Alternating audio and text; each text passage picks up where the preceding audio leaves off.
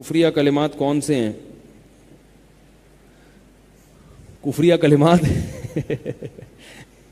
یہ ایسے ہی ہے جیسے کون کون سی گالیاں حرام ہیں، تو میں اب آپ کو گالیاں سنانا شروع کر دوں کہ یہ والی گالی بھی نہیں دو، یہ والی گالی بھی نہیں دو، یہ والی گالی بھی. کیسا سوال ہے بھائی.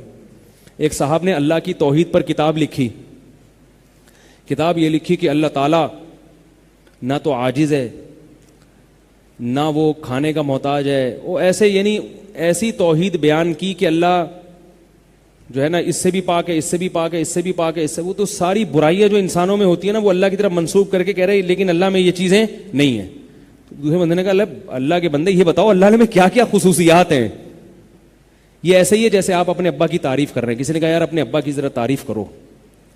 ایک طریقہ تو یہ آپ کہیں میرے ابا بہت سخی ہیں، میرے ابا بہت بہادر ہیں، بہت صحت مند ہیں، بچوں سے بہت محبت کرتے ہیں، تو پازیٹیو چیزوں کو ہائی لائٹ کیا جائے گا نا.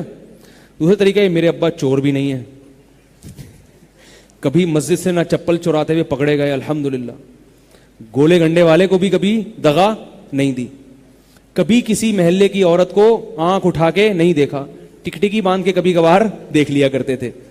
ٹھیک ہے نا.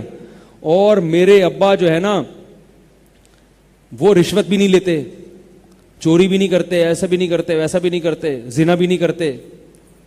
تو یہ ہوگی تو تعریف، مگر سننے والا ایسا سمجھے گا کہ یہ کیا کر رہا ہے، برائیاں کر رہا ہے. کیونکہ آپ نے 50-60 برائیاں بیان کر کے کہہ دیا کہ یہ میرے ابا میں نہیں ہے، خود بخود ذہن میں جائے گا اس کے علاوہ ہیں.